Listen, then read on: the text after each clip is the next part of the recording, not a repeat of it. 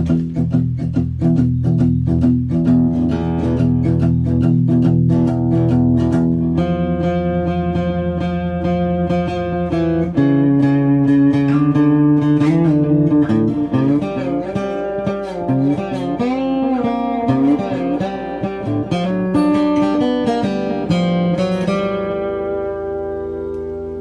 to the Serious TV Drama Podcast. I'm Scott, and joining me once again this week, the co-host who puts the O in E-I-E-I-O, it's Jamie. Hey, Jamie. Hey Scott, glad to be here. It's been a good week. Fortunately, I've not had to rape or kill a baby. Jesus. Okay. Wow. All right, we starting off with a disturbing note. I thought I was going to be responsible for those usually. Anyway, we are back once again to discuss the latest episodes of both The Boys and Evil. Although, don't be surprised if either one of us might toss in a few comments or two about some other random shows later on. But we are going to be starting off with The Boys, the 5th episode of the 4th season. That was titled, Beware the Jabberwock, My Son. There were essentially 3 really major plot threads that we were following this week.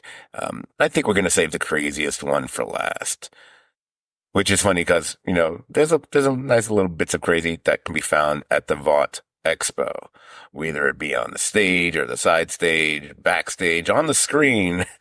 This was really soup central for the episode. And before the episode even started, I did notice, which already tells you, that some stuff's going to play a big part in this episode, that the recap featured scenes from Gen V. And I went, okay, they're going to be leaning into the virus stuff, which they certainly did. That played a major part in the entire episode. But we also got to see some cast members from Gen V make their way over to The Boys and have a little stage and screen time here. So that was kind of fun.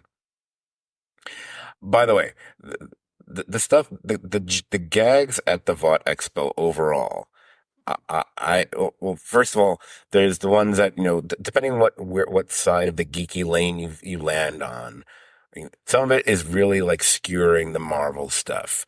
Like whenever Marvel does one of these, conventions, they roll out, here's the timeline for phase 5 or phase 6. And of course, Vaughn is doing phase 5 through phase 19. And they do the exact same type. It's the exact same type of grid with the different titles. And you kind of want to start pausing to try to read all of them because there's going to be ridiculous ones. This was an episode very heavy on, if you want to take the time to pause to see all the wacky, crazy movie posters or things like that. It was the one for that. I did it a couple times. I wasn't up for doing it any more than that. I laughed enough, I thought, but they were really having fun with that. Although I think the gag that might have gone over maybe a couple people's heads, because most of what they're doing was going after Marvel/Disney. But then later on in one of the moments at the Vought Expo, the dude, Tech Knight, is on stage and they're talking about his movie, The Tech Knight. And he mentions having a Nirvana soundtrack and a 12-minute sequence in pitch black. It's like, gee, I wonder what they're goofing on here. Not a Marvel property, that's for sure. I thought that was very funny. But but to focus on things that were of a special note here, outside of like the jokes and the gags.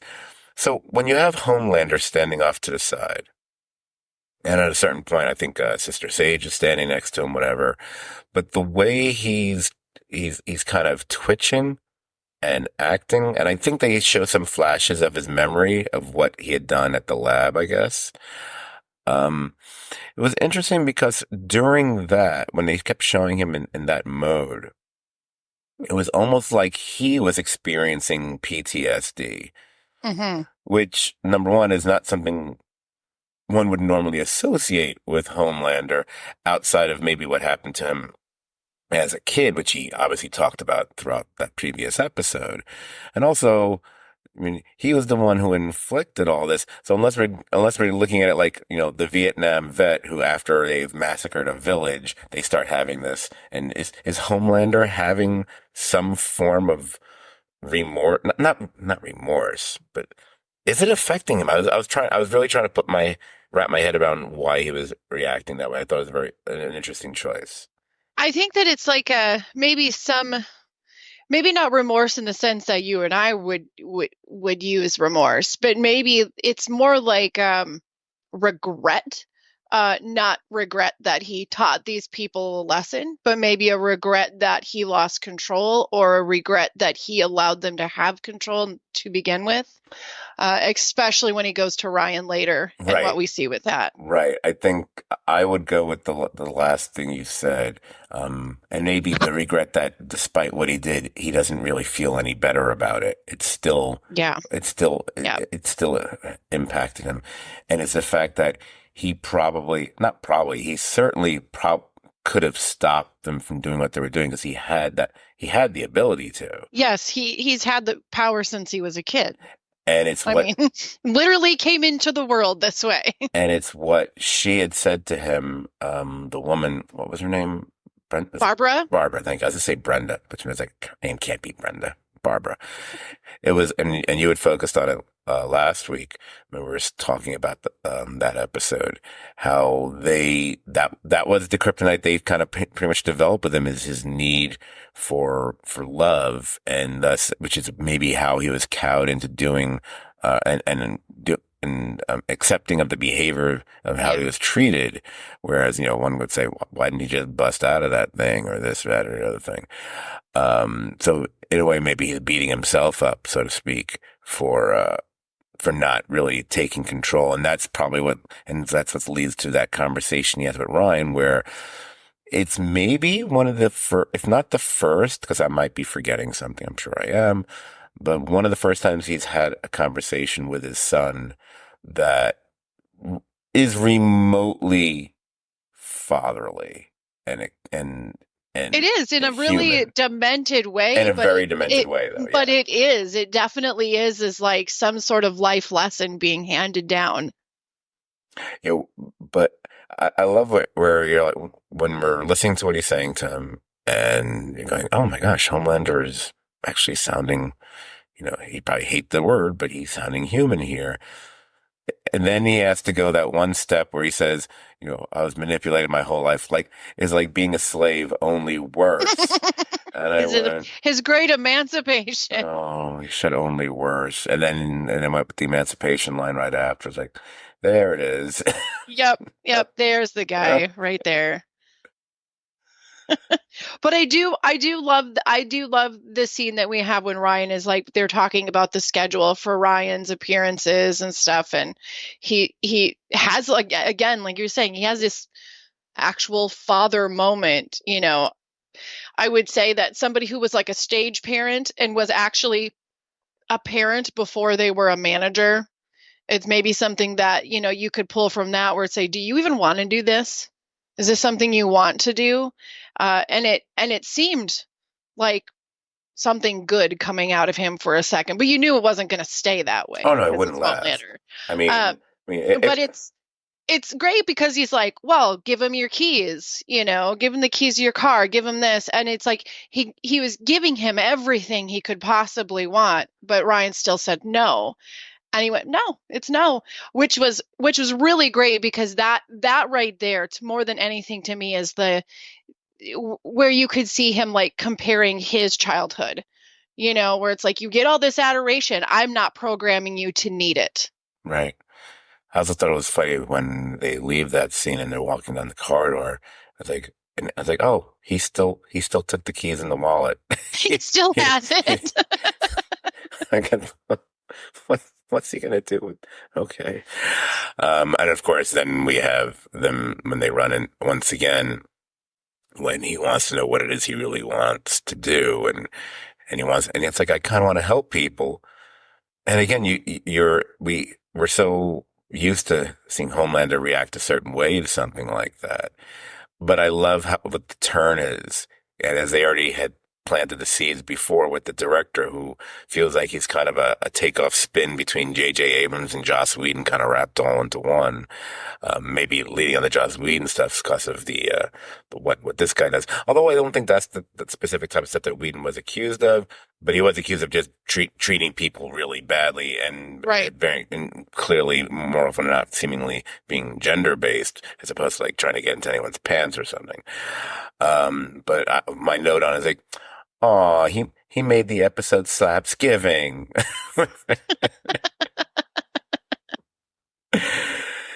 When he tells the PA, I like that, there's that moment where she's a little hesitant and then she gets right into it. Yeah, she's ready to go, and she doesn't stop. Like, she doesn't need to be told to keep going. She's like, "You got it." She's been waiting for a long time to be able to slap him in the face. Yeah, I guess it runs in the family where we've already seen Homelander order people to do stuff to other people, beat these three men to death or blow Yep. this guy or whatever, or jerk off, whatever it is. But it is the first time we've seen. It's the first time we've seen Ryan enjoy it. Yes, absolutely. I thought that was significant. Also, throughout these scenes, like I said, other than some of the really fine gags, by the way, I loved, it was so wrong. I loved when they started talking about the more racially diverse Vaught. Oh my God, yeah. And the way they described the movie, which, clear, I love that it's A-Train, it's Sister Sage, and the one that we don't know for sure is, there's like the non-specified because it's black and white. And they refer to them as being articulate heroes. I was like, Oh my God. and then they showed how they change, offensive product placement that's racially based or biased. It becomes based on who the viewer is. Oh my God. That was so amazing. So speaking of A-Train, and I love that we get a nice extended trailer and we get for his movie, and so we get some more ridiculous Will Ferrell with him. So a couple things there. Did we think until they do something about it that Sage was closing in on figuring out he was the one who's been leaking information? Because it certainly felt that way by the way she was talking to him, or maybe we're reading too much into that, or we're going on the assumption that, she's supposed to be the smartest person in the world. Oh, I definitely think she is. There's a key thing that she said in there that tells me she knew exactly who she was honing in, is because she said it didn't just run its way out. Right. There. I thought that, yeah, I think that was an accidental use of a phrase. So we've got that situation going on, which then leads to A-Train talking with Ashley, who we talked about whether she'd be useless or not. I mean, she even gets dumped by the Coleman, the Fox News guy. Yeah, and she gets to use the term grubby little queef sniffer, which is excellent. Okay, we all have different standards for excellence on this podcast, so that's that could be one. And again, I also thought it was funny that they were again the season where, hey, if you didn't pick up on it before, we're just going to be a bit more in your face about certain things. So the fact that they even have the Coleman character earlier use the phrase when he's talking with the Deep, because they have a little back and forth going on throughout the episode, but he refers to being fair and balanced. And I was like, oh, look at that. They're using the Fox News tagline. They're not even trying to hide it at this point. We also get, there is also kind of a funny little moment, between Sage and Firecracker where you realize, oh, wait, I thought these two were okay, but then Firecracker picked up on the fact that Sage sort of kind of set her up for that to happen, but I love the comment that she leaves her with, now you don't have to pretend to be a victim. Yes, that's right. Right. Trying to think what else is really significant throughout all this. I love the little Ezekiel in memoriam. Of course, you're going to use a Sarah McLachlan song. What? There is no doubt you would use that. Oh, by the way, I did find it odd. Again, I don't want to overthink it. You know, so that you have the Tech Knight character there. Now, Tech Knight's ability is his main superpower, other than, obviously they'll have a certain level of super strength, and super this, super that, whatever, apparently. But he's got super detective skills. Like Hmm. he can ferret out everything from hearing, that he can hear, someone's heartbeat race faster or this or whatever. He can, all that stuff. That's what he does. He's, you'd think if you have him there, he'd be the one you'd use to ferret out who the leak is. It's kind of like the way he was used in Gen V, where they were having him, question Exactly. people, whatever. And maybe they didn't want to repeat that beat in this show, but there was something that caught my ear, and I was wondering about it. Maybe I should know what he was referring to. Or when we get towards one of the last scenes that connected to all this, which is when Homelander is talking to everyone together. But when that scene starts, we see Tech Knight standing next to Sister Sage, and he's looking through what it looks like a diary, maybe. That's what it kind of looks like to me. And you hear him say, as they're passing by him, Jesus fucking Christ, are you serious? I'm wondering what that was referencing, what that was about. I, it's there. I don't know what it's referencing. I Yeah, don't. I'm, you know what? I'm not sure. I'm gonna hate myself if it's something obvious that I've missed, but I, I don't know. I'm hoping it's something going forward. Right, right, right. We'll see. I mean, it was so specific, so I didn't think it was just casual, just throwaway conversation. But because they didn't focus on it, and then they went right from that to Homelander speaking to everybody, including our two crossovers from Gen V, whose names escape me, but I remember what their powers were. But I did not write their names down, so I do feel a little bad about that. Well, they were the two became like the heroes, the guardians of the university. Even though she was the one who could control people just by touching them, right? With the Yeah, yeah. and the mind wiping and all that kind of stuff. And the other one was the brother who has amazing strength, but he's also kind of Sam, yeah. he's kind of insane. He's Yeah, Sam was the brother of Luke, who, wow, what was his name? I don't remember, but he could ignite. Yeah, Like and he ended up literally blowing up. yeah. Yeah, and the brother's one was talking to puppets and Yes, he goes into puppet murderland. Mr. John Ritter's son. Very Yeah.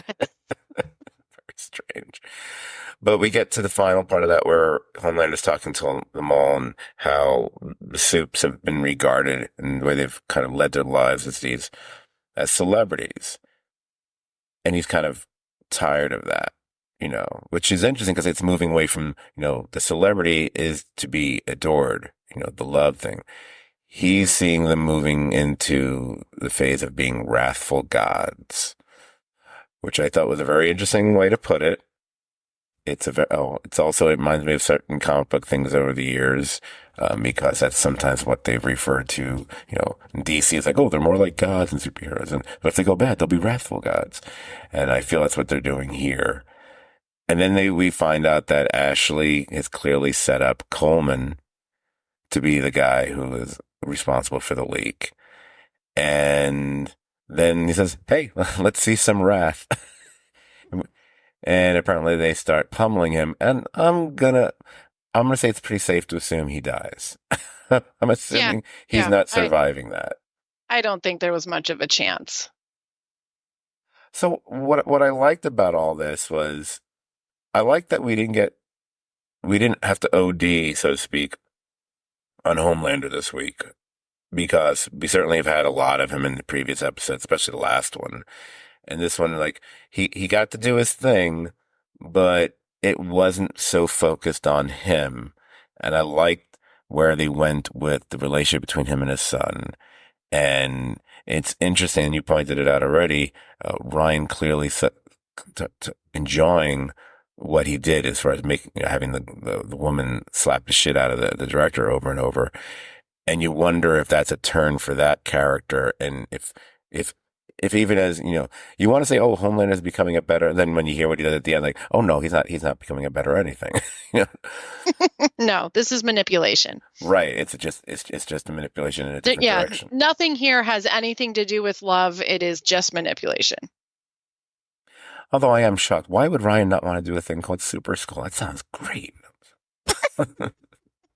So dumb. So yeah, that's pretty much it. I mean, like I said, it was interesting to have an episode where almost all the non-boy soups were all pretty much confined to that one segment. I mean, I guess Newman also. I kind of forget about her, but which was fine because then we have what happened at the hospital. Hugh and Huey, Hugh and Huey. I also it wasn't until watching this episode I forgot how much fun it is to listen to Simon Pegg doing an American accent. It's so bizarre. Because I'm so used to him, his what either how he normally sounds or even when he's doing a Scottish thing, a Scotty, on the Star Yep. Trek movies. It's like, all right, it's still in the same realm. It's just, he's going a different direction. I always feel like, oh, it's always interesting to hear it kind of flattened out, but yeah, I think he pulls it off. I think it's fine. I don't have it's better than a Hugh Laurie kind of a thing. But I thought they did something specifically. And again, if this was done in the comics, and I'm not aware of it, it might have been. So be it. I'm hoping it wasn't because when he tells the story, it's when they get into the conversation about why he wasn't given power of attorney. And his dad tells the story of when they had that cat who Yep. had leukemia and Jar Jar. and how Huey couldn't pull the trigger and to the point where the cat basically ended up just like essentially exploding or something because it was so bad, whatever. All shit and blood, yeah. Right. But it's naming the cat Jar Jar. It's great. And it made me go, okay, I hope that wasn't from the comic and they did it specifically as a wink and a nod to Simon Pegg and his well-known Star Wars obsession, which anyone who's seen certain television shows that he was in from the UK, he he would lose his job at the comic book store because of his rants about the middle trilogy and how horrible it is and Jar Jar and whatever. So naming the cat Jar Jar I thought was very deliberate, but also with deliberation here, I think I'm going to say most people watching probably had the same thought. When he tells that whole story, I wrote it down because my notes are always in chronological order. I said, uh-oh, that's a bad omen and foreshadowing if I ever heard it, because I'm already thinking, oh, Huey's going to have to be the one to kill to put down his dad. That's what's going to end up having to happen because that's why you have that story there. Yes, absolutely. And it's the story. Now, this is only humorous to me and people that live around these woods, but the fact that they went through the list of the places he wanted to go back to, the places he wanted to see, and the fact that Branson and Paris were on the same list is I don't know. I've been to Branson. I haven't been to Paris, but I'm pretty sure they're not. I don't think they belong on the same list. I'm just saying. Oh, well, isn't Branson the Paris of the Midwest? It's the something. It is the something. Anyway, sorry. An actual listener was foolishly messaging me while we're recording. I was like, dude, we're recording now. Someone you've recorded with him a number of times, actually, so we know who that is. So my notes for this section are basically consist of me writing things like, oh no, oh geez, oh no, oh no, no, no, no, Hugh and Huey, oh dear, no, I don't, oh no, no, no, no, I don't want to be Jar Jar. It was foreshadowing. Oh, yeah. Those are my notes. Because they found a way to have an episode that even though you've got Homelander and all the other psychotic soups all in that one segment, that really, the violence is actually mostly off screen, and it's something, whatever. Let's take the nicest characters ever on the show and let's just go as bloody and gory as the show has ever gotten before. It was unseemly. Also interesting because I believe, if I'm not mistaken, well, I know this, Huey, when he used the Compound V, it gave him super speed, kind of. Wasn't he like blinking from one place to the other?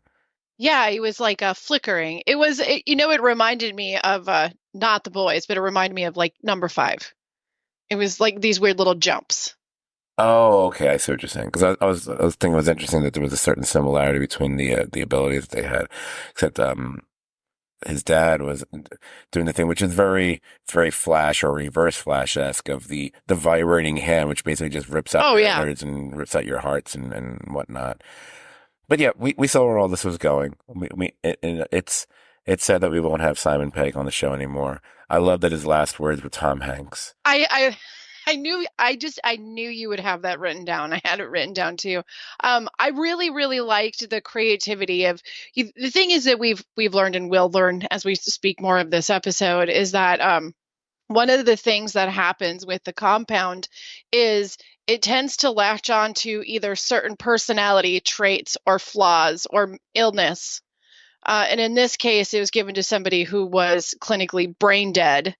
And so to watch him struggling in and out of reality and his memory and not knowing what's happening and not remembering who Huey is and think he's in a different age and time and then wanting to attack Daphne, like all the confusion in his brain because this compound was given to somebody whose brain wasn't working.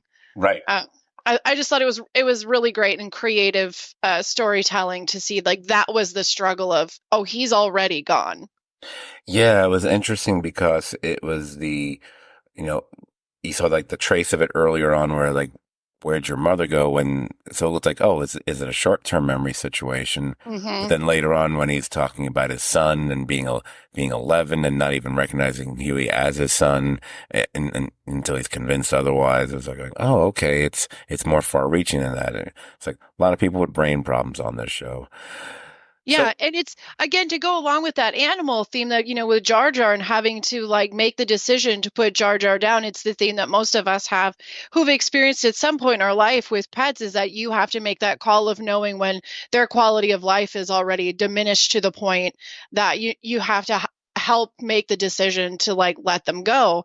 And so he's watching his dad struggle with this, and you're getting to see Huey like come to actual terms that he really wasn't completely at when his dad was still comatose, but now actually getting to see the results of that he doesn't have a quality of life. It's not just because he has no memory and he's flashing in and out of reality, but also because he's just grabbing people's hearts out of their bodies.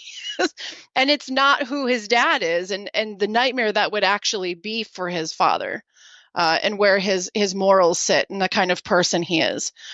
He would never want to become that monster. So seeing Huey just grow up really fast and having to make the decision, um, it was it was probably the saddest thing I've ever seen Huey have to go through, but also like he handled it really well.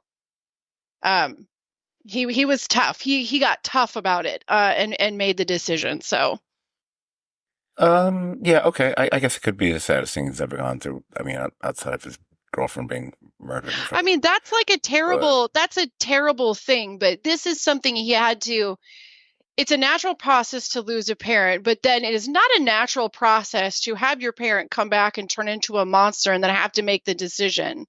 And he had to, he's been through a lot. We've seen him oh no, grow up over the I years, but wasn't this right disagreeing. here is like Well, he had to have a stiff upper lip the whole time well, so that he also becomes the when, parent in the right. situation, and they have, Exactly. and is And it? then when he was allowed to cry, like after it happened, um, the the softness of that is that his mother was actually there for it. Right.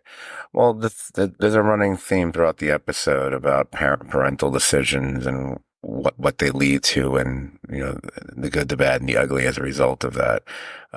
Either it be what happens here, or what Homelander does with Ryan, or a lot of the stuff we see that happens in the third segment that we're going to be talking to, specifically between Stan Edgar and Newman, where the entire father-daughter relationship, and also the commentary on what she did as far as her child was concerned as well.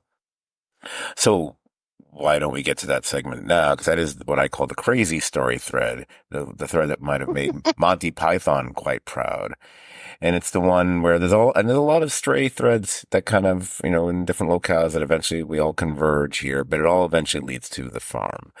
So, you get these little things earlier on. We get to see how the Starlight Foundation has been trashed and vandalized because of what had happened between her and Firecracker and the exposing everything from her abortions and so on and so forth. And then we also find out in a subsequent scene that, I always debate whether I should be calling him Marvin or Mother's Milk. His name is Marvin. I'm going to call him Marvin. I go back and forth. I'm calling Annie Starlight or not. She's Annie until she puts on the outfit. So, it's just like I wouldn't call Clark Kent Superman unless he's wearing the outfit. And the whole thing is that she's kind of renounced the outfit. So she's Annie until otherwise, as far as I'm concerned. But back to Marvin, we find out his daughter had gotten suspended for fighting. And it became one of those, I learned it from watching you kind of things. I just want to point out she wasn't wrong.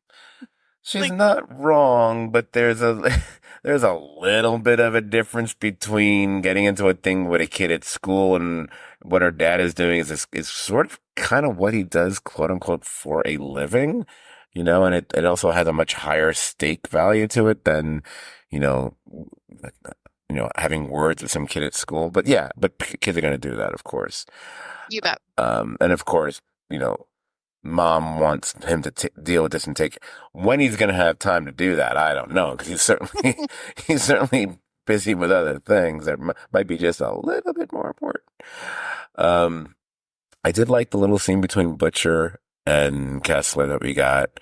There's a line that I think Kessler drops because they're talking about how he thinks it should just be the two of them working on this little mission of theirs and not even involving the other people because of how much they're fuck ups and whatever. And Butcher brings it back to the fact that they're decent, whatever. And it's like, yeah, they're going to be decent, but we don't belong with decent. And I said, that's a good line. I really like that. And it tells you so much. Again, it seems to, without giving us a story, you just get that, I suspect we're going to get a flashback with them at some point. I can't imagine they'll be able to resist giving us something with Butcher and Kessler just to give us a visual taste of what they did before. I'm not saying they have to. I'm fine with them not. I always go back. I use this movie for examples for a lot for things like this. I always think about the movie Unforgiven, the Clint Eastwood Western. It's probably one of, if not the best Western, it's definitely, top 3 or 4. And throughout that entire film, they keep making references to his past. I kill him. But they never fall into the obvious of giving us like some sort of flashback for it, Yep. or anything like that, or even telling like a really extended story to any. So it's like, nope, you've heard enough. You just like, I've killed women and children. You don't need a story. You just need to know like that's what he's done before. And that's what he might do again, So that's why the way I look at the version of Butcher and Kessler is they've gotten into the shit, and there's something they've done, and they've done horrible things. I think I kind of want to know what it is, but I also have to be okay not knowing because it still works either way.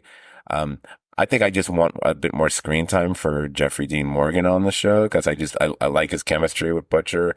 Yeah, the two of them together, that's just a treat. Oh, the line about his, I won't repeat the words unless you can do it for me because you already said queef on the podcast, so no hold bards for you tonight. Well, when he mentions that we could have had the meeting in his mother's, well, the P word. Meow, meow. Anyway. So later on when people are at the at the Flatiron Building apparently, which I always love all these movies and TV shows that they just decide, we're gonna pick the usual suspects. They're at the Flatiron Building. Oh, the boys, they're in the Flatiron. It's like, really? Everyone's, it's only like the fourth or fifth most famous building in New York, and pretty sure there's not like wide open, easy to rent space there. But okay, Flatiron Building, whatever. This guy used to work right over there, so it's kind of cool whenever I see it. But we start filling in little bits here. We see Annie asking, friend, has anyone heard from Colin? Because we haven't heard, and we realize that, no one knows what's happened between him and Frenchie to any extent, and Yeah. We and got Frenchie doing lines out of his office drawer. right there, he and Kamiko are still not telling each other pretty much anything, even though if they would, they probably would be able to help each other, but of course they won't. Yeah, I love that little thing between them where they're like, "How are you? I'm great. How are you? I'm fantastic." And you have Butcher showing up and making it clear that he actually doesn't have any idea how he killed Ezekiel, although we know it has something to do with whatever is swimming around in his bloodstream, that little wormy thing, which maybe he's got a little bit of a tentacly thing happening with him, hence his Yeah, reaction later tentacles on. seem to be a thing that's happening in some of these compound patients. Yeah, you'd think someone like the Deep would be into it because he loves tentacles. And He is a fan. anywho, they but even and he this is when he tells them about the virus, and they didn't. And I was like, oh, okay, they're bringing in the virus thing that everyone's going to know about it here. And of course, they're all pissed off that they didn't know about it already. Yeah, and I love that Butcher can deliver that news. Like, there's that little like sing-songy thing. Like, I know something you don't know. He's been like just dying for the moment where he could deliver that package. So, and we've been waiting since Gen V to see how that was going to get revealed that he knew this. So that was fun. Right. Because I think that's, if I'm not mistaken, that is the last shot in Gen V. I think it's of him showing up there and having a reaction when he realizes what it is. So this leads to a plan and someone they're going to have to work with. And Marvin and Butcher go to prison to see a certain person that I brought up last week, going, "Hey, what happened to Stan Edgar?" I probably didn't remember his name. I probably just said Giancarlo. I'm pretty sure I did. Because, his name transcends whatever character he plays, unless it's got, Fring. I concur. But when Giancarlo steps out, I was like, going, yeah. Also, because you're going to love all the scenes with him. And what's interesting when you watch all the moments with him on this, especially this specific episode, not just when he was on the show before. Look, there's a certain way he'll approach some characters he plays, and one can even point that to the similarity between them. Gus, how far away is Stan Edgar from a Gus Fring, etc. And there's certain similarities, whatever. But one big difference, and there's more than one. This podcast isn't going to be about comparing them. Is he gets to have a sense of humor and a sense of just pure sarcastic snark, which he can deliver probably better than anyone else who's on this show. And this show has got a lot of really good actors on it. We're all very talented. But there's lines he drops, especially between whether he's talking to any of the boys or he's talking to Newman, whatever. The thing about the betrayal, especially. Yes. Yes. It's like, oh, I'm sorry, that I betrayed you? And you're surprised? Yeah, and he gets to his cards show a little bit more, with this character too. Like, you can see the weakness that he has for his granddaughter, and you said the magic words. Now I'm in now, so. Right. And the way they're able to convince him is by filling him in on a decision that that Newman made about giving her daughter V, which is technically or semi-technically his granddaughter. Yep. right? Just trying to follow all that because like, but they're not sharing. I'm so confused. Whatever, I don't remember. Anyway, so But he didn't give permission. He didn't sanction that. oh no no no, he was against it. Obviously, that's I mean, but that's what is why he wants to be involved in this, and they throw in the idea of not just getting your freedom, but maybe getting him custody, making sure he has custody of the granddaughter as well. Now, I remember I was confused like for maybe a good 30 odd seconds when they all show up and they're at that lab facility where we see the blood, all the bloody handprints, whatever. And I was like, wait a minute. This isn't the lab where Homelander was last Mm. week, was it? And then cause I was looking, I was like, oh, no, no, no, no, it's not. Okay.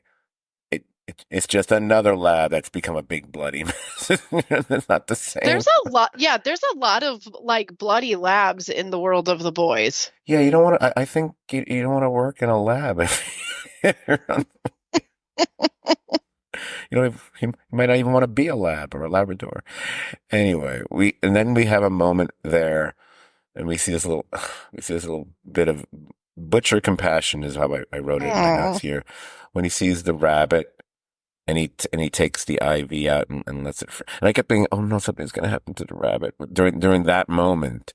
And he just lets it free. Is it Kamiko who notices him Yeah, I doing love this? that. I love the little look she gives him because she's always kind of like, I'm on to you. Right, I know right, who right. you are. Now, unfortunately, later on, he does find the rabbit who's not doing well. And then those little tentacly things rip out of it, like it's something out of a bad remake of The Thing.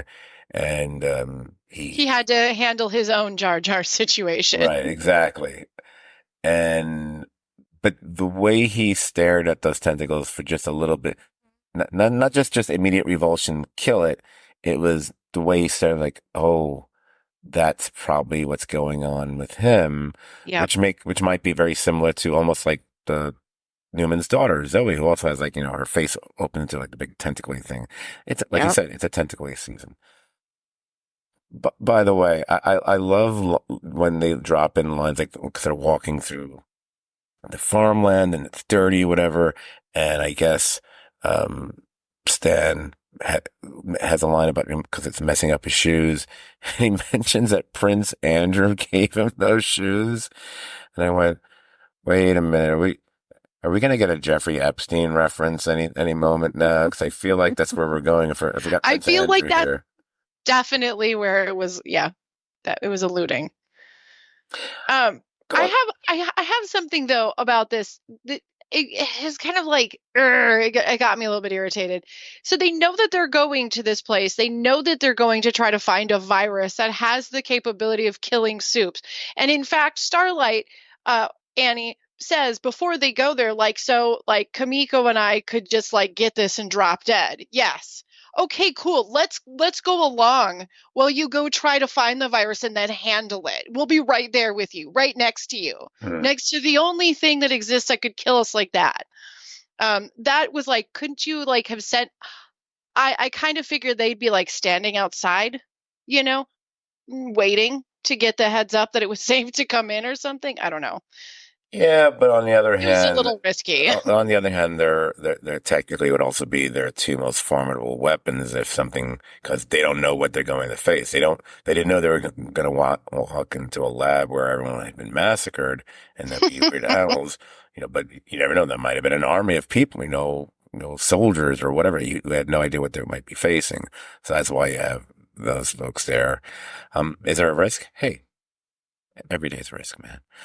Um, it was like when Newman kept going on, like, "Where's Samir? Where's Samir?" I was like, I'm watching, like, "Where's Samir? Who's Samir? I don't remember Samir." I had to go back and look. It's like, oh, that's Samir. Okay. Okay, same. I couldn't remember who Samir was.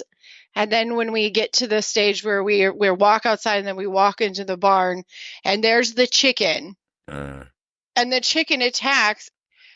And for a split second, I was like, wait, that's not Samir. Surely they're not okay. And then it pans over. I'm like, oh my God. It was like the dumbest moment my brain had, but I don't know. I'm still really amused with my split second of thinking Samir was the chicken. Right, right, right.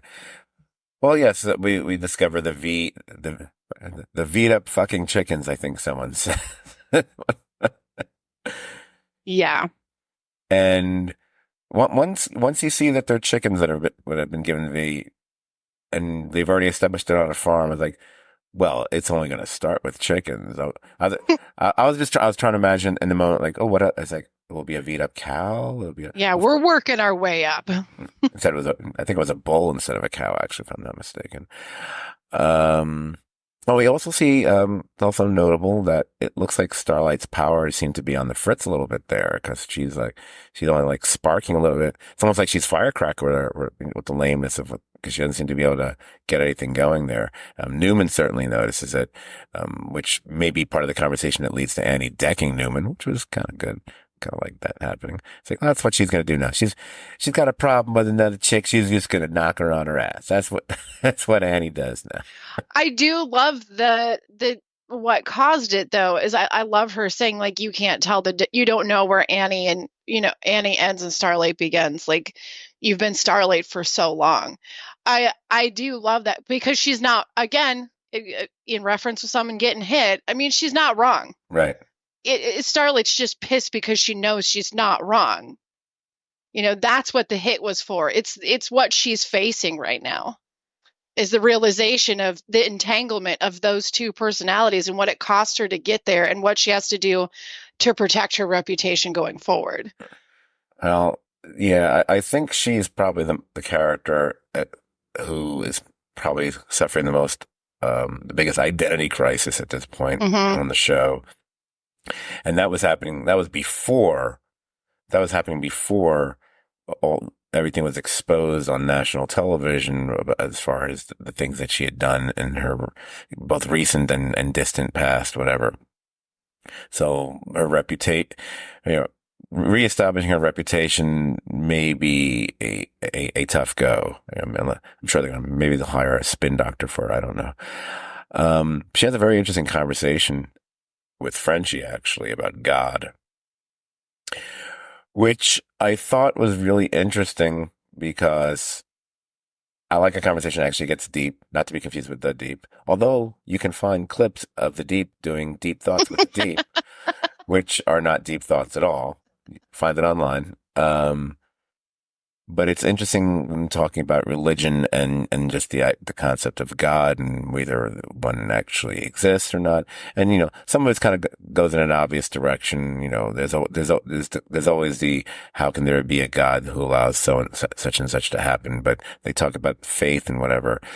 But I think there's a deliberate juxtaposition script-wise with this episode when you have them having the God talk and you have what happens with Homelander where he says, where we need to be wrathful gods. Mm-hmm. So I thought that was not a coincidence that we had those both in the same episode. Yeah, and also the constant mention from Firecracker that she's the Lord's soldier. Right. And her, with her new special, I don't know if it's a movie or a special coming out from the Vaught Faith wing of the company. Speaking of God, my next note here is, oh dear God, crazy farm. V sheep kill V bull. The bull was one thing, but once we started having the flying sheep, and again, it's their flying sheep. And I went, okay, did somebody call up Terry Gilliam here? Because this feels like something out of an old Monty Python like animated thing. It absolutely does. It was like the perfect mix of just stupid humor and terror because it really was scary if it wasn't so silly. Oh yeah, and you had the combination of the fact that they obviously could kill you, but also even if they attacked, say, Annie or Kamiko. If they had, oh wait, I'm sorry, they had the V, they didn't have the virus yet. Got that wrong. Let me rewind that back. I nearly fucked up there. Throughout all this, there's the part where they're coming up with the plan of how to kill the sheep. Yeah. And the plan is to use the remaining dead guy. And they find Samir, and there's only one Vosa virus left. We all know what happens there. But the plan is to use the dead guy as bait, and they'll put the last dosage in him. but Frenchie getting confused and thinking they're talking about fucking the sheep, and how can a dead man fuck? Why would? And I was like, okay, Frenchie doesn't make me laugh very often. I like the character, but he's not a particularly funny character compared to some of the others. But that genuinely did make me laugh. That was so ridiculous. And when you can have lines like that, and then there's so much of Stan specifically. Stan deadpan. Stan's Giancarlo's deadpan reactions to things are Yes. so good like his reaction to that specifically. But I like that, who's the one who's going to call everything to order and get everyone to shut up? It's Marvin. You're giving me hives. Yeah, the hives. The hives are great. So they obviously they deal with the sheep, but then because there's no virus, there's no deal. And I remember I was getting confused. I was like, wait, the leg. Oh, because they find out the leg, and they're claiming it's Samir's leg. Yep. And for a moment there, I was like going, wait, is there a V power going on here? There's some shape shifting thing going on here? Because like, there's no way before it happened. What happens? There's no way Stan's just going back to prison. And then when the head popping happens, like, oh, okay, All right, there you she's go. gonna help him escape. I don't know where that's gonna lead. But then I went back to the leg. It's like, oh, then I guess that was his leg. Wait a minute. There's going to be something up with him. And of course, it's true. We find out that Butcher and Kessler have actually taken Samir. So they did do that outside of everybody else. So they did say what they were going to do. They did their plan outside of the boys, whatever. And apparently Butcher chopped off his leg. Oh my God, I just love that too. That your football days are over. Like, just that wicked grin. We haven't seen that Butcher grin for a while, and it was, I don't know. It's one of my favorite things. Well, there was so much in this episode to try to, make Butcher seem, oh, look, he's nice with the rabbit, or like that part that earlier in an earlier scene where Newman kind of exposes that he actually had a plan with her originally, that he was gonna give her the file about, Starlight, But I whatever. didn't do it. And he's very like, and everyone's ignoring the fact that, but he didn't do it. It's like, Yep. but I didn't do it. Don't I get credit for that? So then he's like, oh, Butcher, this is the episode where Butcher turns out to be not such a bad guy. And then he cuts off a guy's leg, and then you realize, wait a minute, his name is Butcher. Why would we be surprised by that? So, And then the episode ends with Old MacDonald. oh yes, and a very long, extended, sounds like it was recorded 80 years ago version of Old Yes. MacDonald. I did let it play the whole way through because I was curious. And it's like, oh, I remember I used to enjoy singing this song. Um, and then I thought, why would you have a thought like that? Um, was there anything else that you felt was, oh, we left out, Frenchie's guilt gets to him, and he essentially, Yeah. he turns himself Turns in. himself in. Yep. Not sure how he gets himself out of that since he's turned himself in. Does that mean he's just going to be in prison in jail for the rest of this, or is that going to be a storyline that will be that much more compelling to watch or not? Will it involve if it goes down a certain road? He was working for certain people and organizations. There are problems with him being in the system as a result of that. So I'm curious where they're going with it. If it's going to be something that will really be a worthwhile investment of our time or not. So far, I've been kind of like, I don't care that much. Same with Kamiko's stuff. I like her. I like the character. I don't know if I really care about the Shining Light stuff that much. And until something happens to prove otherwise to me, I'm always like, yeah, can we get to the other stuff? I like all the other stuff better. Give me. I'd rather you give me a 5-minute scene of Marvin talking to his daughter. Because I really, Right. and can we start getting into the OCD thing with him, please? I really want to start, digging in on that with that character. But that's really all I have off the top of my head. But if you have anything, feel free. Yeah, I think we covered pretty much everything that I noted and wanted to make sure we talked about. Overall, I thought it was a really fun episode. I don't know, those sheep though, man. I think it might have been, in some ways, maybe it was a more complete episode than the previous one. Yeah. Even if the horror show that Homelander did in the previous episode might be quote unquote more memorable, but then again, Killer Flying Sheep is kind of memorable too for a totally different It reason. absolutely is. I gotta say, I kind of like using Newman more. There's some, I kind of like that character. So, and even though she's, quote unquote, she's like a villain, but there's so many parts of her that aren't at times, I, Oh, definitely. I mean, she has a very real point of view in the entire world. Her point of view isn't entirely wrong. It's just becoming corrupt. But I really like getting more of her character when she's not sitting in a political circle. right. When she's not doing that, having her walking with them in the farm, having to be next to her dad, like they're all having to deal with something together, and the cameras are off of her, and she's speaking to them in a real manner, not just like a threat, but like a conversation. It's bringing a lot more depth into her character, and yeah, who can't appreciate that? And also, it's a fun trope, comic book wise, over the years. It doesn't matter if it's last week or 50 years ago. There's always something oddly appealing when quote unquote, heroes and villains have to work together. Yes. When and the moments that happens, and which is what's essentially happening in this episode. So that's kind of enjoyable as well. So before we shift into evil mode, since we've been talking about a comic book based property, like I just mentioned, the boys, I thought I might quickly mention a few other comic related streamers that I just finished, just to at least give them a few minutes of podcast time before we get to evil. So I just finished the third and final season of Sweet Tooth, which is on Netflix. And although it was produced by Robert Downey Jr., it's in fact a DC Comics property for anyone who didn't realize that. But then you probably see, if you watch it, you've seen the DC logo in it. So you already know that. Season 3 ends the mini saga. I'm not going to spoil anything about it. Don't worry. But I would say it was mostly pretty satisfying, or at least as much as this series could ever be. Not, oh, you didn't finish the last 2 episodes of season 2. Um, you may want to put your fingers in your ears for 20 seconds here. Oh, too bad.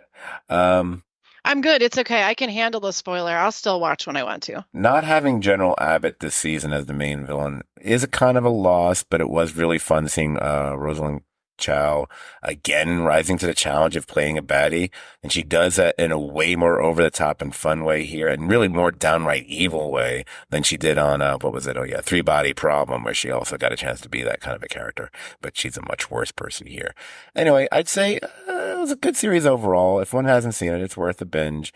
If you, if like my co-host, you have a problem with kids dressed, looking like they're doing animal cosplay, that could be a bit of a problem in season 2. But there's enough stuff that kind of makes that, bearable. I also finally got the chance to watch Dead Boy Detectives, which is yet another DC Comics property that's on Netflix. See, they don't always go to HBO Max, Hey, if anyone's seen the new Batman Caped Crusader trailer can attest, that's going to be on Amazon Prime this August. But back with Dead Boy Detectives, which it's weird. The odd lineage is that these characters were introduced on Doom Patrol, but they recast the characters, and now the show is actually set in the Sandman universe, which, hey, look, is another DC Comics property that's on Netflix, and that's just called DC Netflix. Anyway, the show follows our heroes, who are two ghosty types who never moved on to the next phase of the afterlife, so they always have to be vigilant that death doesn't find them. They end up pairing up with a girl with genuine psychic abilities who had been possessed by a demon who, even after exiting her body, really hasn't gotten over her. So he swipes her memories and haunts and taunts her all the time, hoping to get back in her pants, both, figuratively and literally, and every other part of her, pretty much. For whatever, they end up trapped in a Pacific Northwest town, which felt like a real CW kind of move here, but that's not really surprising because this is a Greg Berlanti produced series, and he was the guy behind all those DC CW shows as well. But then they end up contending with characters like the Cat King. By the way, If you're a cat person, cats are treated in a very humorous way on this series. That might be one reason to check it out. They talk, and more, not just one, they all talk. And a truly wicked witch. All this while they befriend a sad, then happy, then way into anime girl and another woman who cuts meat, rents out apartments to clearly underage minors, and she's the most cynical character I've seen on television in quite some time. Generally speaking, I'm going to say I really kind of like the series. At times, I thought the show was straining just a little too much to what I refer to as checking all the boxes, if you know what I mean. Yeah, it's not that surprising, especially again, it's a Berlanti series. It doesn't surprise me that he'd want to do that. I'm not going to say it doesn't work, but I also can't say I wasn't aware of it. I want to get to a point where I'm not aware of stuff like that. It just is. I'm a little concerned the show has not been renewed as of yet, but I don't think let's call it a semi cliffhanger the show ends on should put anyone off from watching in case they don't renew it. It's not a cliffhanger where life is in the balance or you're confused or it's jaw dropping or anything like that. It's just an indication, oh, there's more to come. That's it. And that's really all I have to say about those two shows. So now we can talk about a show we both watch. Let's get to the business of Evil, the 6th episode of season 4. How to dance in 3 easy steps. And oh man, there's a whole lot of fucking dancing in this episode. I'm not going to dance around that. Oh, just throw this in before we get to it, since I did it last week. Opening credits were about 12 minutes and change into the episode, and the little message was how to stop the haunting. Show the intro to someone else. That's how you get viewership. So, I mean, I think I have some definite opinions on this episode, but I'm gonna throw it to you to start it off a little bit here. We can just ping pong back and forth on this one. Yeah, okay. Here's the thing. I feel like overall I enjoyed the episode. I did. But it seems like it felt like it was 3 very different episodes Yeah. kind of put together in one. The very first part of it, they go into a prison. There's an inmate who it was apparently in there for murdering her children. And she woke up one day and started dancing and does not stop dancing until she passes out. Okay. That's, at first I'm like, yeah, all right, I don't know where this is going to go. But when we get the scene when she's in the room with them and she's dancing, and then you get this guttural voice that's speaking over hers, I was like, oh, okay, are we going to get like an actual like classic, like this is really great.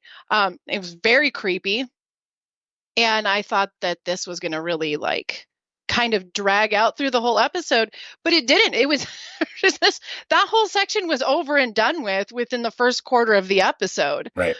With the exorcism going wrong, and she doesn't make it. But then they see that she has a sigil of one that they thought was gone. There was a sigil on her foot. So that pushes the investigation and opens the door for the rest of this story to unfold and to bring in an assumed covenant of witches. I don't know what do you think? Like I didn't, the whole like middle story with the women and the dancing and the muse, I just didn't love it. Oh, I didn't. Okay, I'll go right there. I didn't really care for the dancer stuff that much. I mean, I didn't mind the scene with their coach and him being, because on one he's being an asshole, but is awesome. but it's like he's an asshole, but he's also right at the same time. It's like, oh, a choreographer being an asshole. Have you met Bob Fosse?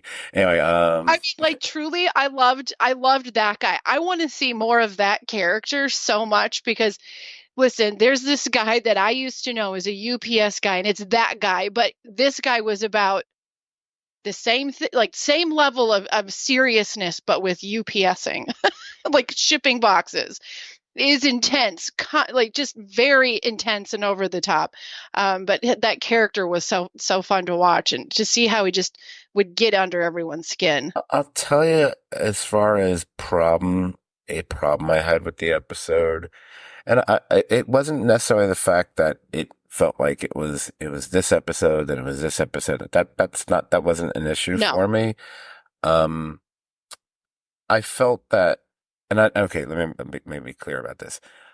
I actually like the moment between Kristen and when she's talking with Ben and David about how have you noticed, Yeah. how many exorcisms that they've done, or whatever. It's been like 18 men, but 63 women, and the awkwardness of the conversation of what they say, which they keep saying things where it's like, ooh, that didn't sound right. Ooh, that wasn't the right way to put.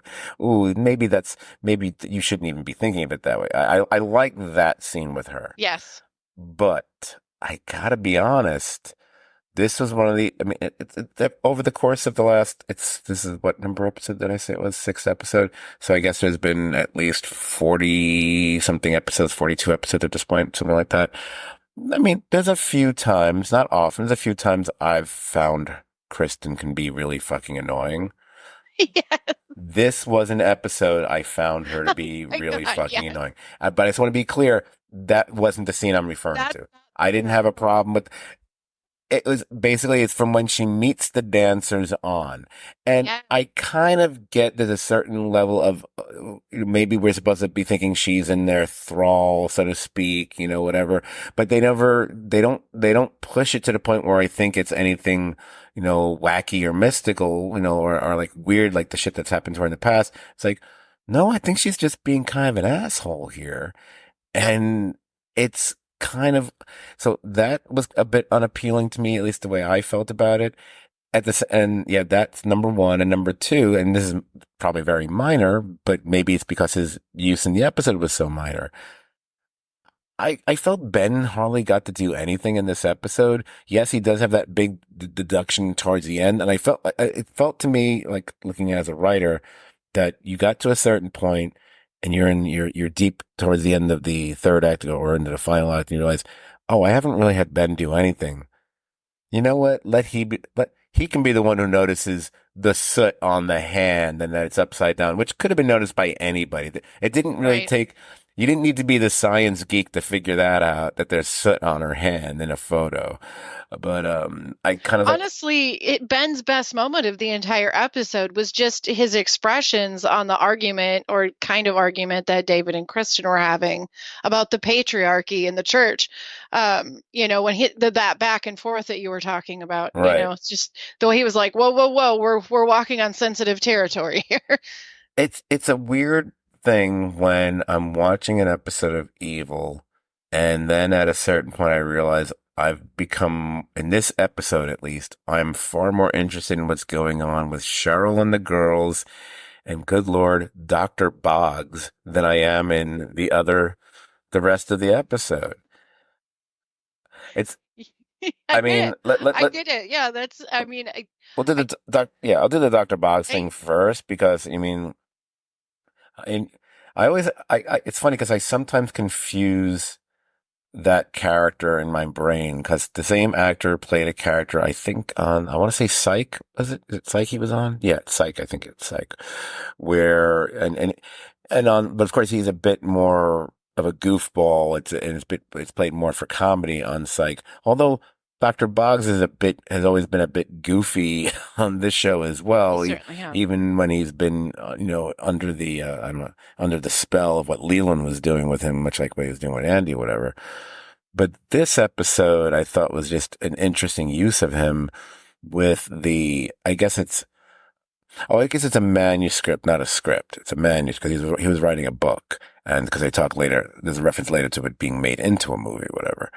With Uh, apparently no plot point. right. So he hired someone to give him feedback. Because he couldn't trust what his friends were saying because friends are going to say nice things. Trust me, I know about that. Of course, getting your friends to even read something to begin with is difficult enough. I know that too. But, yeah, of course, if you're going to be a writer, then you better steel yourself up for criticism, especially if you've never written anything before. You're probably not going to hit it out of the park. And then the actor, who I was like, why do I know that guy from? He looks so familiar to me. His name is something like Tim Mientes or something like that. You're like, oh, I know who he is. He played the Pied Piper on the Flash TV show. That's why I recognize him. Um, but when he drops the thing about there being no plot whatsoever, And then he calls him later for to want to do a collab on the script, whatever. And it turns out the girls, when they were making that little video, they made it about him. I kind of like, wait, how did they know? I'm confused about that. Although I really enjoyed it because they showed them doing that earlier on. Yeah, it was a little murky. There was some weird connection there. And that's not the first time they've done that when it comes to stories that a storyline that involves the girls. Right. I mean, it may be something that we get something later. Because I remember the whole thing when we had the diary and the girls, like it was kind of weird at first. Like, there was a weird transition in that storytelling. This feels kind of like that.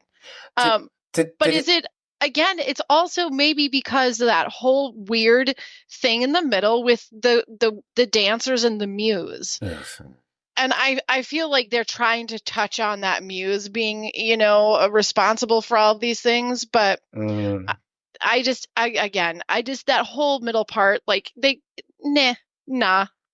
Wait, maybe he gave the manuscript at one point to Kristen to read, and the girls might have read it as a reason. Did that happen in an episode? I'm just not That remembering that feels like something that might have, because how would they know the it's the specific? only I thing that feel like makes that must have happened. I'm just, yeah. maybe it happened before we started podcasting on the show Yeah, already. that's the only thing that really makes sense on there. We both just finished watching the episode just a little while ago, so Yeah. we didn't do our due diligence. I didn't do my due diligence in researching that because there's a question. I was like, wait a minute, how do they know that? It's like that must be how. I just don't remember for sure. Now, there's another thing on here too that is like right at the beginning of the episode that I did make a mental note about wanting to talk about. And it's that we've been watching this for, all of these seasons. And I understand that, Kristen is a doctor and that her role in this trio is, the psycho analogies and finding out, are they suffering from mental illness? Like where did this come from? These problems that they're having. And, that's her job in it.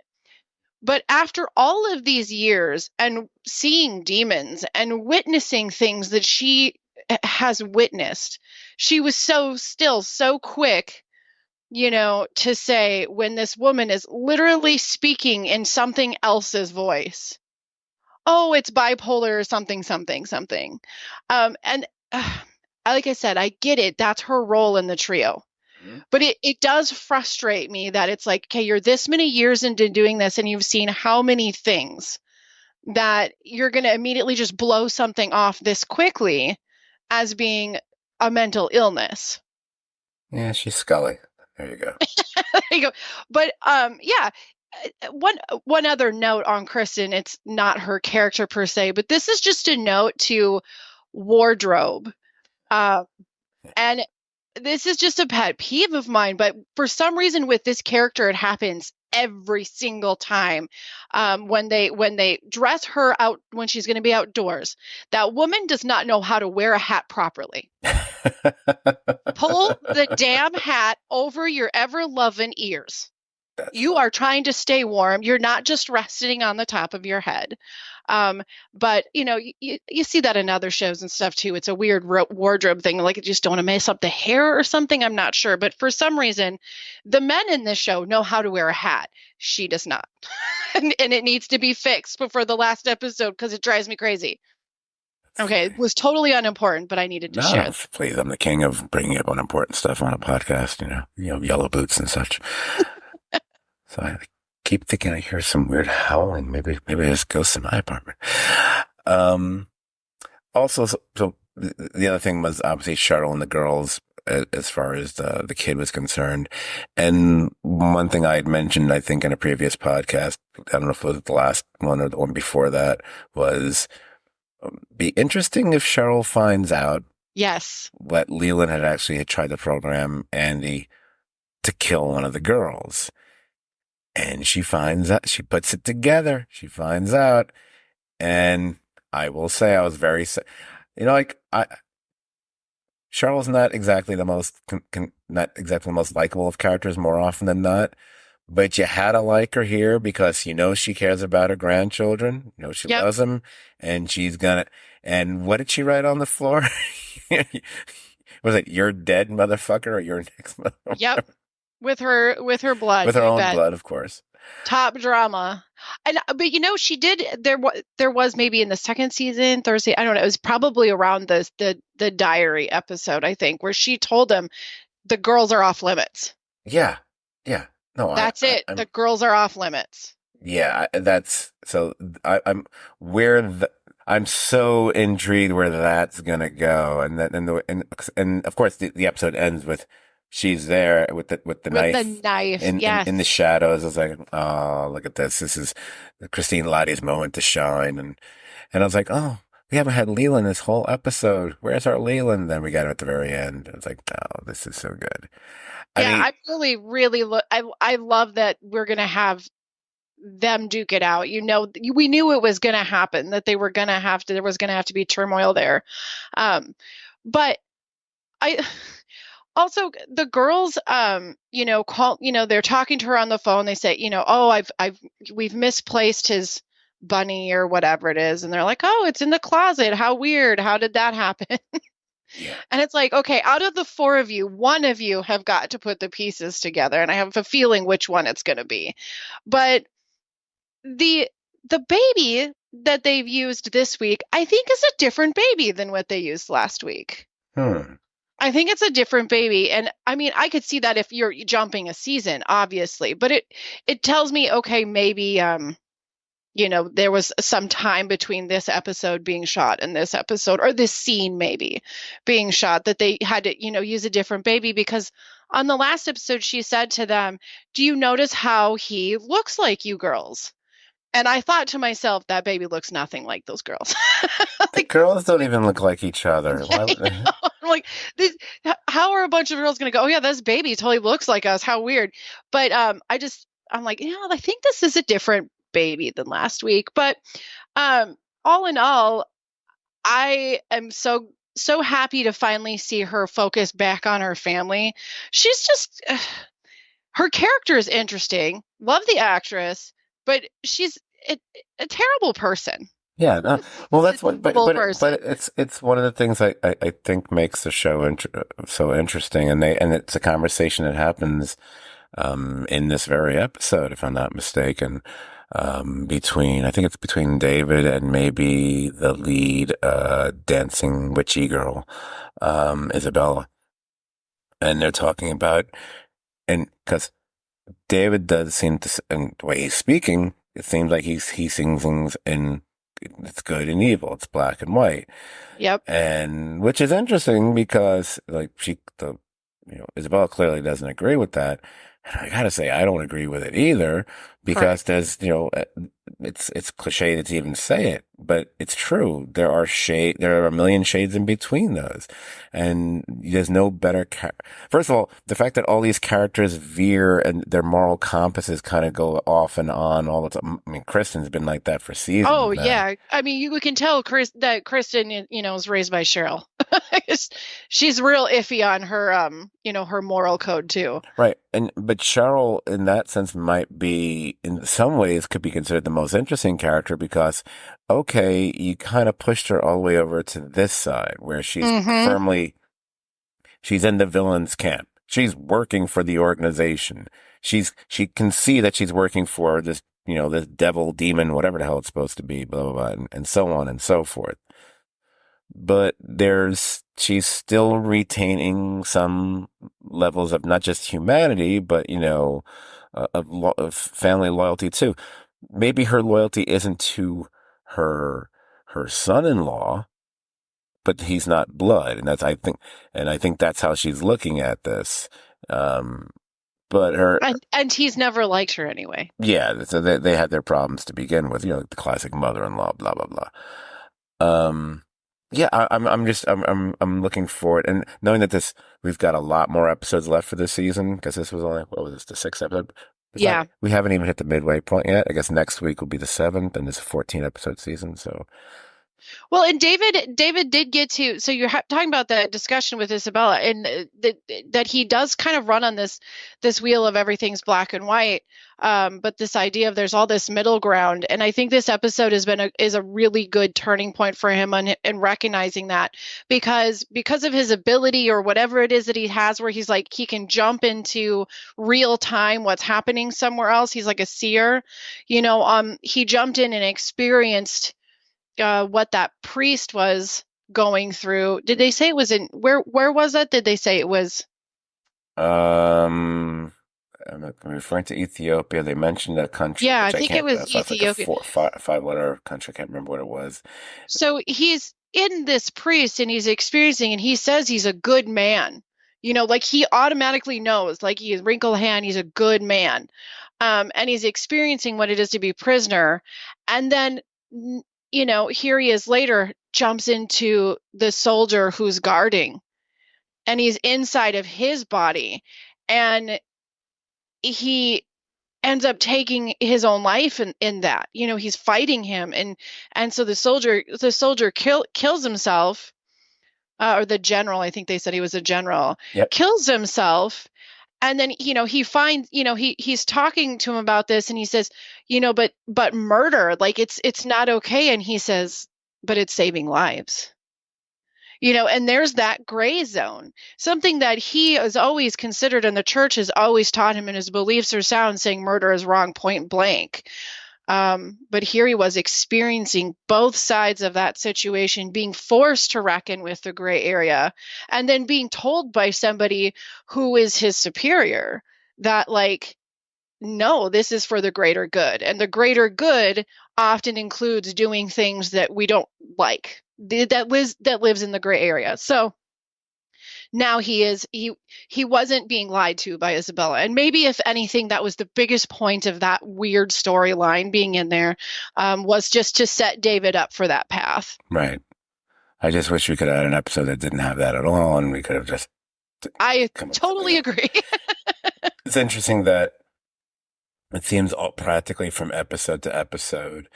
Um, the more we delve into David and whatever, and his abilities seem to um, kind of evolve from episode to episode. From from he was someone who was experiencing visions to begin with that he didn't understand what they were. Then we moved to the remote viewing thing where he can actually visualize somewhere else from afar or whatever. And then it became the being able to not just see a place, but actually to try to help locate something, which is what they want him to do here. But then he's actually living it. He's, as you said, he's inhabiting the bodies Well, of these people. it's a little bit he's interesting. kind of quantum leaping it, or dead man Yeah, for DC fans. he's oh Anyway, boying it. Um, yeah, but it is interesting that they put that in the juxtaposition to a necromancer in the same episode. right, right, right, right. Um, yeah. So again, I, I I didn't love the episode, but there was enough things in it for me to grudgingly like it. But Yes, I but agree. I just felt that excuse me. I I like really I enjoyed the like first 5 minutes. I like the shock of, oh, they the woman they're doing the exorcism dies. I like the Yeah, shock of that happening. I just didn't like where the story ended up going because I was just like, going. Yeah, I just found that kind of like, I'm yeah. just It's like the first quarter and the last quarter were like they were great. The stuff with David was good. yeah. you know but yeah, there was a little bit of stuff around it that was just very swirly, loud, and it's just noise. It just seemed like noise. Yeah. So, again, I'm not gonna call it a bad episode, but I'm gonna say probably my least favorite of the season so far. That goes. I think that might even go without saying. Yeah, Wasn't the initial case I became less interested in, and once we moved on to the dancers, I was like, oh, I'm gonna hate this episode now. But luckily, like I said, the fact that Cheryl and Boggs kind of saved the episode for me is kind of a weird thing. So that is really all I have to say about that. Or I think that goes for both of us on this one here. And if not, then you'll just bring it up whenever you want. No, let's go. Hey, if you like this podcast, and if you did, you probably liked it because of Jamie, because I feel like I phoned it in this week, but Jamie was excellent. Guess what? You'll like hanging out on our Facebook page as well. It's Serious TV Drama Podcast page. Like the page and join the conversation about shows like Evil, like The Boys, like pretty much anything. You can follow us on the X Twitter if you're still there, or what are we there? STVD or at STVD podcast. We're on Instagram if anyone's there. I guess everyone's there, but they don't follow us. Serious TV Drama. Yeah, and seriously, if you're writing any of these handles down, pop onto one of those. Tell us what you thought about this episode, because we cannot be the only people who love this show but didn't love this episode. Yeah. It would be nice to actually, it seems like whenever I get feedback, and I've said this before over the years, I most commonly get feedback which is sent to me privately, and I'm always like, you can post that publicly, right? You're not telling me any deep, dark secret, and you might actually create a conversation for other people. Yeah. So they'll be like, oh, you commented, maybe I'll comment. I'm not, if you don't want to, don't do it. I'm not. Yeah, get over to the socials and see what other people are thinking. And, and also, could still want just one more decent review on the Apple podcast. So it'll knock that other one to the side. Just do it for the spirit of America. We're coming into the independence time of the year. For the spirit of the USA, contribute. Do it for the memory of Martin Mull. Anyway, we will be back. Well, I guess we'll be back just after the 4th of July. To talk about the latest episodes of both The Boys and Evil. I only have the title for one of them. For whatever reason, Evil did not list titles. And I looked everywhere. I didn't just go on IMDb or Wikipedia. I was looking here. I was looking there. I was looking on the Evil wiki, whatever. One of them has a title for like the 9th episode, and I don't even know if that's a real title or a fake title. But there is no title for the next episode. So all I know is The Boys, and The Boys' next title will be Dirty Business, which, not as interesting. Isn't that every day for The Boys? Yeah. What's next? Next episode is going to be Dirty Work. Anyway, Jamie, thank you so much for joining once again this week. Oh, you know what? I should mention this. I haven't spoken to him yet. I probably will do that sooner or later. I would say probably, because I want to make sure people have had, I know there are the people who binge things and have finished things already because they're lunatics and don't have lives, whatever. And there are others. I've noticed a lot of people saying this, and guess what? I'm actually one of those people this time around. I'm choosing to savor rather than gorge. And what I'm referring to is season 3 of The Bear. Yes. I will be reaching out to a certain fellow from Kentucky because I thought we did such a masterful job with it last time, where we don't, we'll do it, and we'll do it pretty much in the same fashion, I believe, because I think that was a revelation of how to really cover a show, an entire season. Maybe Jamie will be there too. I don't know. We'll see. We might want to do a boys club. I don't know. Whether I'm there or not, it is something that I look forward to. It is such a great series, and you guys did cover it very well. Yeah, it's rare when I'm proud of how he handled something. That's one of the few I actually thought, hey, we actually did a decent job at that one. I thought I'm glad we didn't go through every single fucking episode. It would have been stupid. And then that guy would have written that bad review about us. Hey, I'm just kidding. He couldn't let it go.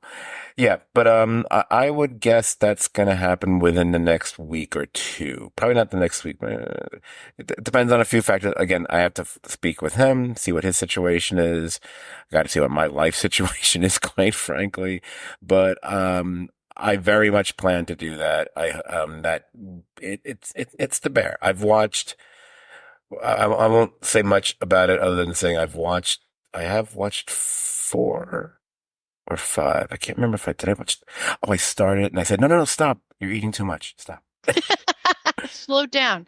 Make room for dessert. So I've definitely watched the first 4 episodes. And I'll just say, yeah, we're going to be podcasting about it. Yeah. Yeah. And I might even have one so far. I'm only four in, but I might have a very, very mild criticism. It's very, I might, by the time I finish the season, I might decide, I'm gonna let it go. But it's something I became aware of in the first 4 or 5 or 4.5 episodes I've watched, and I'm going, Yeah, somebody doesn't know how to wear a goddamn hat in the hat, yeah. winter. Especially those Chicago winters. Anyway, as I was saying, Jamie, thank you so much for joining me again here.